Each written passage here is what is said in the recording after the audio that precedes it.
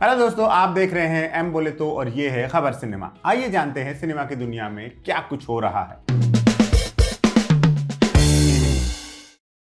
देश की सबसे बड़ी फिल्म वाराणसी को लेकर एक धमाकेदार अपडेट आया है। इंडस्ट्री रिपोर्ट्स के मुताबिक एस.एस. राजामौली और महेश बाबू के इस मेगा प्रोजेक्ट की पहली झलक जेम्स कैमरून की अवतार फायर एंड ऐश के साथ आ सकती है। अवतार 3 19 दिसंबर को वर्ल्ड वाइड रिलीज हो रही है और स्पेकुलेशन ये है कि वाराणसी का इंट्रोडक्शन वीडियो इसके साथ अटैच किया जाएगा। अगर ये हुआ तो ये इंडियन सिनेमा के लिए बहुत बड़ा मूवमेंट होगा। साथ ही रिपोर्ट्स में ये भी कहा जा रहा है कि क्रिस्टोफर नोलन की दी ओडिसी, मार्वल की अवेंजर्स डूम्सडे और स्टीवन स्पीलबर्ग की आने वाली यूएफओ फिल्म के ट्रेलर टीजर भी अवतार 3 के साथ नजर आएंगे।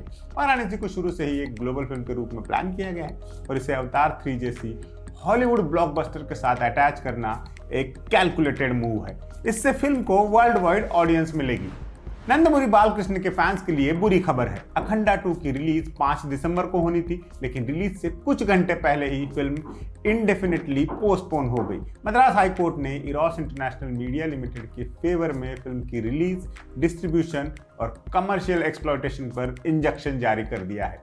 पूरा मामला एक 28 करोड़ रुपए के फाइनेंशियल डिस्प्यूट से जुड़ा है। इरोस का कहना है कि 14 रील्स एंटरटेनमेंट को जुलाई 2019 के आर्बिट्रल अवार्ड के तहत लगभग 28 करोड़ रुपए प्लस 14% एनुअल इंटरेस्ट देना है, लेकिन पेमेंट नहीं मिला। इसलिए इरोस ने कोर्ट को अप्रोच किया।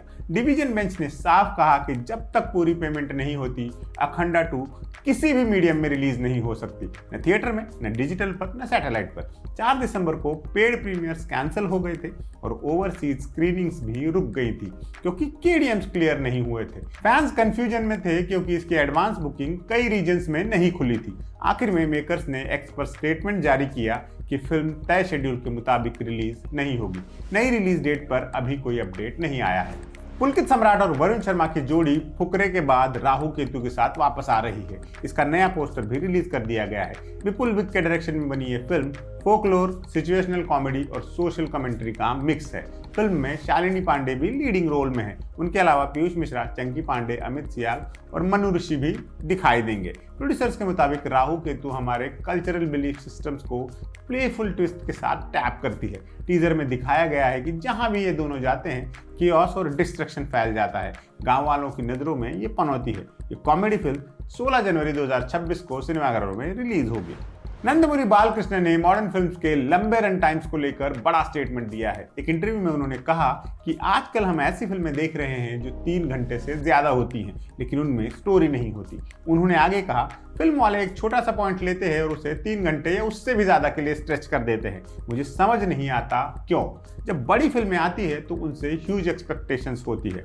बालकृष्ण ने अखंडा की याद दिलाते हुए कहा कि कोविड के डर के बावजूद उन्होंने थिएटर रिलीज का रिस्क लिया था और वो हिट हुई थी। उन्होंने कहा कि अखंडा में स्ट्रॉन्ग स्टोरी थी जो रेगुलर मूवीज से अलग थी और लार्जर देन लाइफ नैरेटिव की वजह से एडिशनल रन टाइम की जरूरत थी।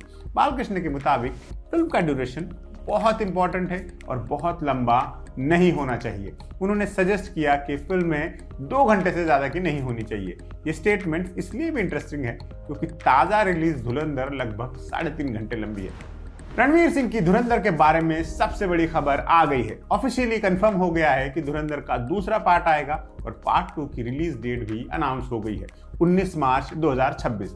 यह अनाउंसमेंट फिल्म के पोस्ट क्रेडिट सीन्स में की गई है, जो एक तरह से पार्ट 2 का टीजर है। स्क्रीन पर लिखा आता है रिवेंज और फिर रिलीज डेट आती है। शूटिंग ऑलरेडी कंप्लीट हो चुकी है। दोनों पार्ट्स एक साथ शूट किए गए हैं और अब सिर्फ वीएफएक्स और एडिटिंग का काम चल रहा है।